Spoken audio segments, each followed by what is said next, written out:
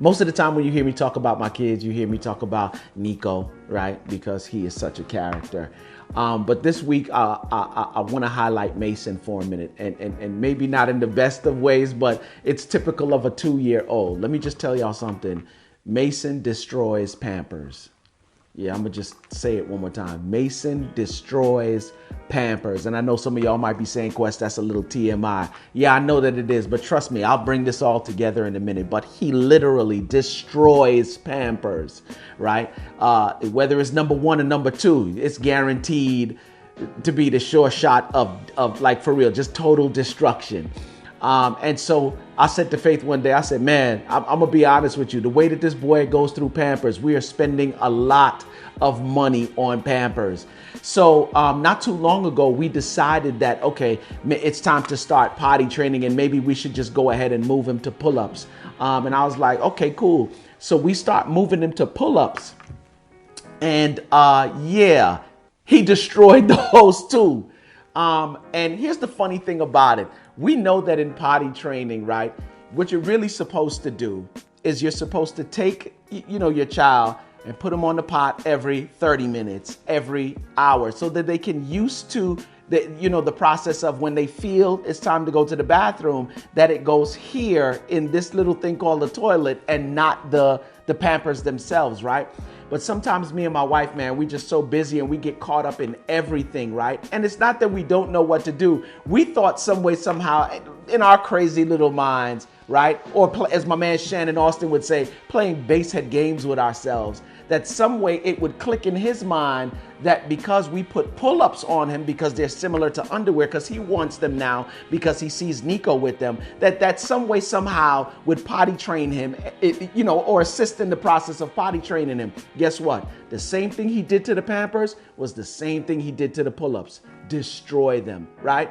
Whose fault is that though? That's our fault. Why? Because we're not being intentional and deliberate about putting him on the pot every half hour or every hour. The minute that we started doing that, we realized that we are using less and less pull-ups. And the pull-ups are lasting, the packs of pull-ups are lasting a lot longer. Guess what? And if they're lasting a lot longer, then we're paying less money to purchase them. What am I saying? I'm saying that it's kind of like that in relationship or in marriage, if you will.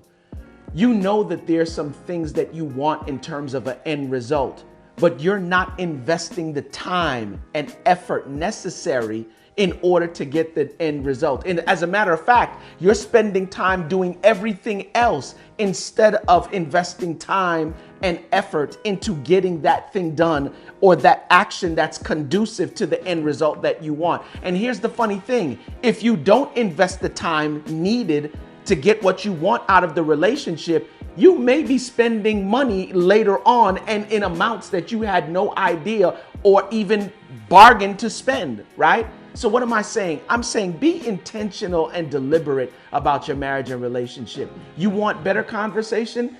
Be a conversationalist. You want to have quality time? Do just that. Spend quality time. You want the relationship to be phenomenal? Do the things that are conducive with you getting a phenomenal relationship. Don't be caught up in having better relationships with friends and with coworkers than you do with your spouse. Be intentional, be deliberate, right? And do the things that you want or do the actions that are conducive to the end result that you're looking for. You know what I always say, create the environment, right? If you create the environment, you are better off or have a better chance of getting what you want in terms of the end result. Y'all know what I always say, from shaky to good, from good to great, ultimately what we want is phenomenal. But guess what, guys? Phenomenal don't just happen. It takes work.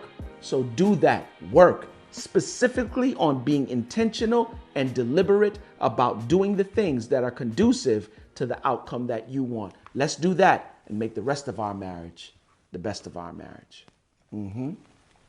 What's up, y'all? It's your boy Quest, man, professional marriage and life coach. Listen, one of the things that we've always tried to do here, or one of the major themes here at the greenhouse, right? Or in the work that I do, is to concentrate on love, lifestyle, and legacy, right?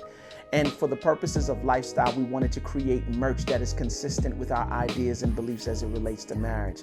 So listen, guys, you can see I got on the Tribe Called Marriage, raglan shirt, Tribe Called Marriage hat, and we have that and tons more merch in the shop. Do me a favor, if you like what we're doing and you like the merch, do me a favor, stop by, get some for you and your wife, and support the movement. You feel me? Because if you're not working on your marriage, my friends, then what are you doing? Y'all already know what it is. It's your boy Quest. Peace.